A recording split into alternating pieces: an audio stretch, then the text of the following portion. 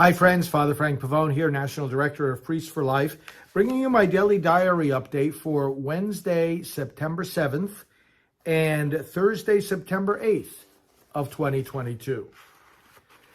So up early on the 27th, I did Mass and recorded it for later broadcast, had my morning administrative phone call while having breakfast, and then at 8:30 had our staff briefing. Was an extended briefing because this week has been the pastoral team meeting week when we have people in from the various branches of our ministry for mutual updating and planning. And so we had a from the road update from our Associate Director, Father Dennis, and an international update from our Rome office and our staff people that work at the United Nations. And then an update from Kevin Burke, co-founder of Rachel's Vineyard and helps with Silent No More. Then we had a meeting after the all-staff briefing, several meetings with some departments to get the work of the day underway. And then at 10 o'clock, I had a meeting with the pastoral team where they were given updates, for example, on our website and social media statistics, our online store, and how we're doing with products, and updates to our websites. That meeting went until 11, and then at 11:15, I had another meeting with the pastoral team, and we talked about the elections and all the preparations we are making for victories in the midterms. That went until noon. At noon, I had lunch while speaking on the phone with our general counsel from the American Freedom Law Center, and we talked about some legal constitutional issues and questions. And then at 1:30, I had taping in the TV studio for our Right Side Broadcasting program. At 2 o'clock, a meeting with our election coordinator, our political outreach associate. 2:30, a pastoral team met once again, and we talked about the monthly reading that we did and other plans. And then after that pastoral team meeting, I had a meeting with the executive director and our social media manager, and we talked about plans for further development and work. And then I came back to my desk and caught up on updates from staff, as well as emails from other pro-life leaders, and also finalized our party comparison piece. You know, we have a voter's guide that compares the positions of the two major parties, but we created a different version of that with a little more emphasis on the real world outcomes of those different visions. You can check it out at our Pro-Life Vote website. After all of that and some work signing birthday cards for donors, we had at 7:30 p.m. the election volunteer call with about 70 volunteers from coast to coast, and we gave them a training. That call lasted about an hour and 15 minutes, and when that was done, I had a late dinner, did some more quiet work, and then went to bed. That was Wednesday, September 7th.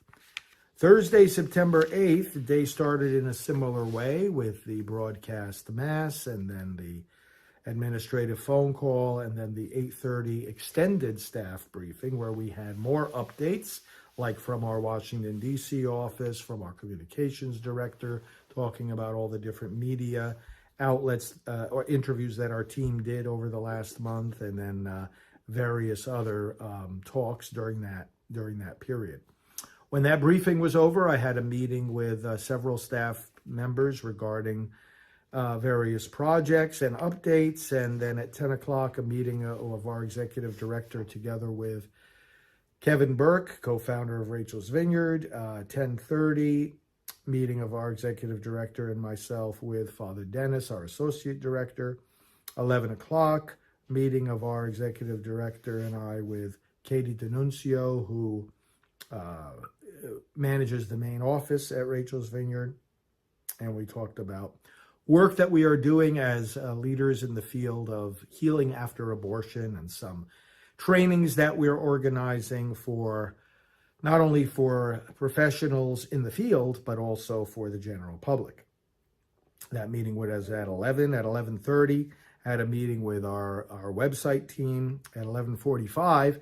Our executive director and I took our new employee, Mary, out to lunch. She is helping with correspondence and public outreach, answering letters, emails, phone calls. Then at 1:30, I was back in the TV studio for another taping of our Praying for America program. At 2:30, another meeting with the pastoral team, and we talked about a lot of things upcoming in the pro-life movement and the elections and reaction within the pro-life movement to the Dobbs case, and then also plans for January, looking ahead to the March for Life and other events that we will be organizing, like the memorial at the Supreme Court. And then at 3:30, I did some taping of spots in the TV studio. At 4 o'clock, I had an administrative phone call with our executive director and our vice chairman. After that, a rapid-fire series of meetings as the afternoon drew to a close. I had to meet with our communications director.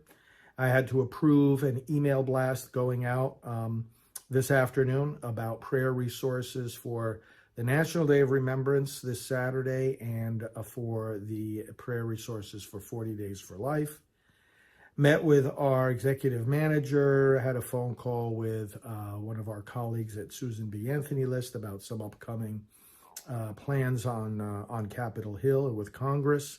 Right after that, a phone call with gentleman who worked in the Trump White House and is now heading up the Center for Election Integrity. And we have made some plans together about that.